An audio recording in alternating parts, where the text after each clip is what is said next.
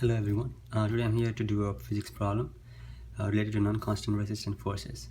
I got this question from the internet and I thought it's good to do it. It says, consider a vehicle that is moving along the road and is encountering a resistance force that is directly proportional to the car's velocity.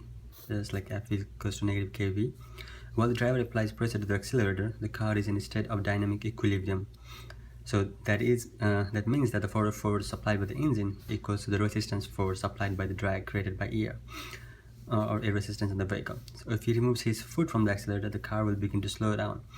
So what we're trying to solve is calculate an expression for the car's instantaneous velocity at any time t if the given initial velocity was v0. So like in the figure, we have a car moving forward, so it has accelerator like force on this direction, while the air drag the resistance from the air in this direction, and they are in dynamic equilibrium. So we use Newton's second law, which gives the net force is given by ma. Since the net force is in the it's in dynamic equilibrium, we can say a net force is given by negative kV from this relation, that is equals to ma, and I get the relation for acceleration, which is negative kV over m.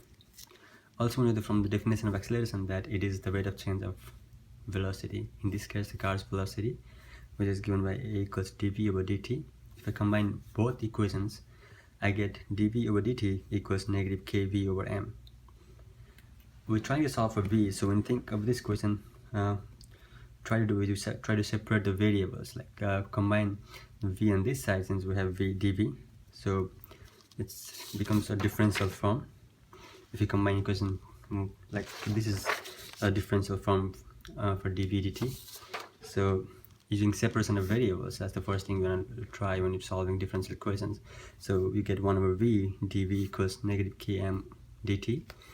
So we integrate on both sides, and what you get is 1 over v, you integrate, you get natural log and some constant, and this side you get negative k over m times t plus another constant. So if I get rid of this one of the constants, I take it in the other side, and c2 minus c1, we subtract two constants, you get another constant, so I just name it c.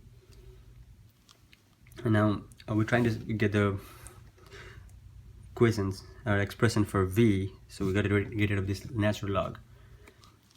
And the natural log and the exponential, they work well together. So if we have the power of e on both sides, so e to the power natural log of v equals to e to the power negative km t plus c. So on this one, so we know e to the power natural log for anything, even if it is natural log of e, that's of x, that's just x, or e to the power natural log of x, that's just x. E and natural log cancel each other. So we have is v equals e to the power negative k over m t, and we can separate this into another base of e to the power c. So this is one of the general expressions we can relate as in v of t is given by e to the power km t dot e to the power c. So this term we can actually solve for it. We know using from the question that initial velocity was v0, so we use at time t equals to 0, where the v is v0. So I replace v over t with v0, and the other hand side becomes e to the power negative km times t, which is 0, times e to the power c. So this is v0 equals, so e to the power 0 times e to the power c. So we know e to the power 0 is 1, so we get a relation for e to the power c. So e to the power c equals v0.